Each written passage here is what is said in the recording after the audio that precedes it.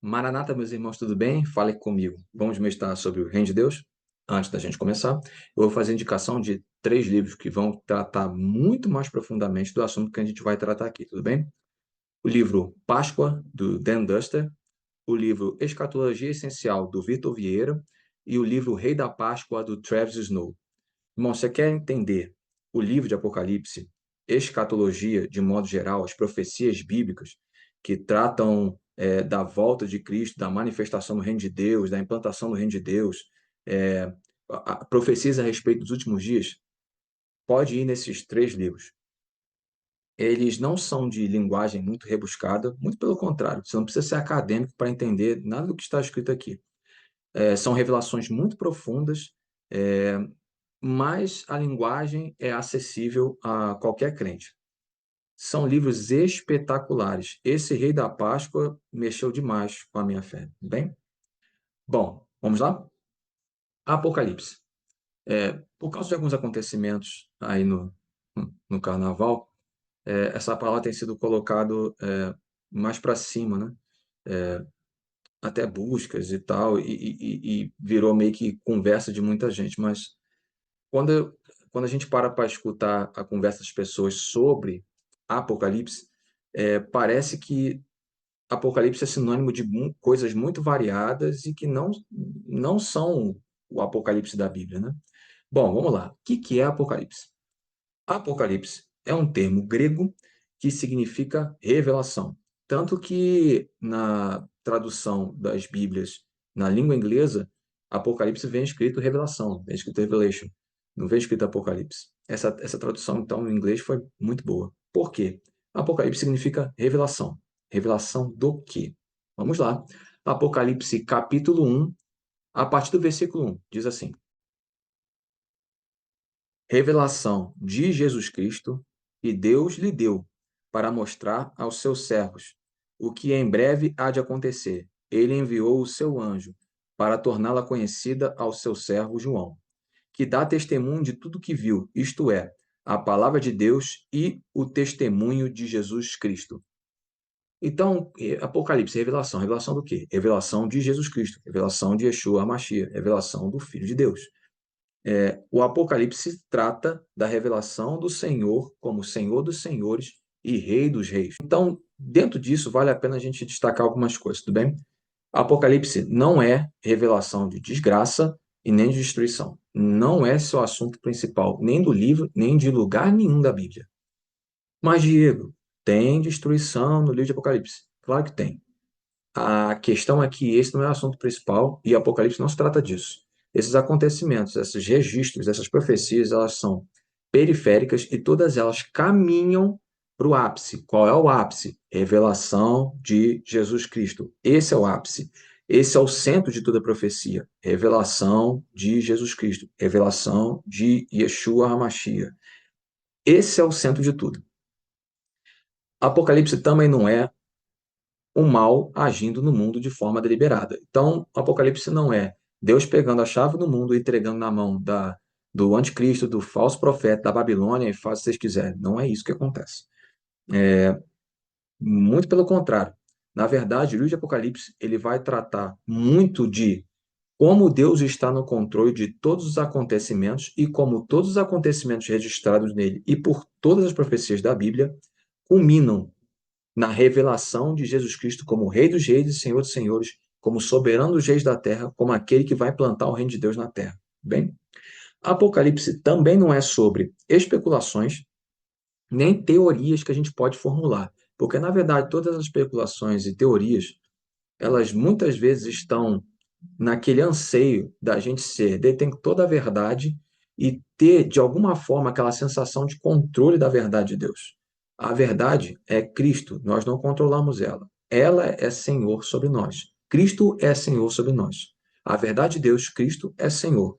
E a gente não controla ela. Então, especulações e teorias não é Apocalipse, tudo bem? Apocalipse, ele é uma esperança, ele deve ser uma esperança. Como assim? Bom, vamos lá. Isso está em Tito, capítulo 2, versículo 13, que diz assim: Enquanto aguardamos a bendita esperança, a gloriosa manifestação do nosso grande Deus e Salvador Jesus Cristo. Então, o Apocalipse, na verdade, ele deveria nos inspirar esperança, não medo. Quando inspira medo, significa que a gente não compreendeu o que é o Apocalipse, nem o livro, especificamente falando, o livro de Apocalipse na Bíblia, nem profecia escatológica, nenhuma. Porque todas as profecias são para nos trazer esperança. Foi para isso que o Espírito Santo inspirou as pessoas a escreverem essas profecias na Bíblia. Mas existe uma coisa muito importante, e eu quero trazer ela para a nossa reflexão, que está atrelado a essa manifestação de Cristo. O quê? A nossa manifestação como filhos de Deus. Como é que funciona isso? Bom, vamos ler primeiro Colossenses capítulo 3, versículo 4, que diz assim: Quando Cristo, que é a sua vida, for manifestado, então vocês também serão manifestados com ele em glória. Vamos ver também um versículo de 1 João, capítulo 3, que diz assim: Amados, agora somos filhos de Deus e ainda não se manifestou o que havemos de ser. Mas sabendo que, quando ele se manifestar, seremos semelhantes a ele, pois o veremos como ele é. Além da manifestação de Cristo como o Rei dos Reis e Senhor dos Senhores, como o governante de toda a terra, o implantador do reino de Deus, está atrelado também a isso a manifestação dos filhos de Deus como filhos semelhantes a Cristo. Então, juntamente com a manifestação de Cristo, haverá a manifestação da igreja, haverá a manifestação dos filhos de Deus. Irmãos, como isso não pode nos causar esperança? Essa manifestação, ela está envolvida em uma doutrina básica da fé.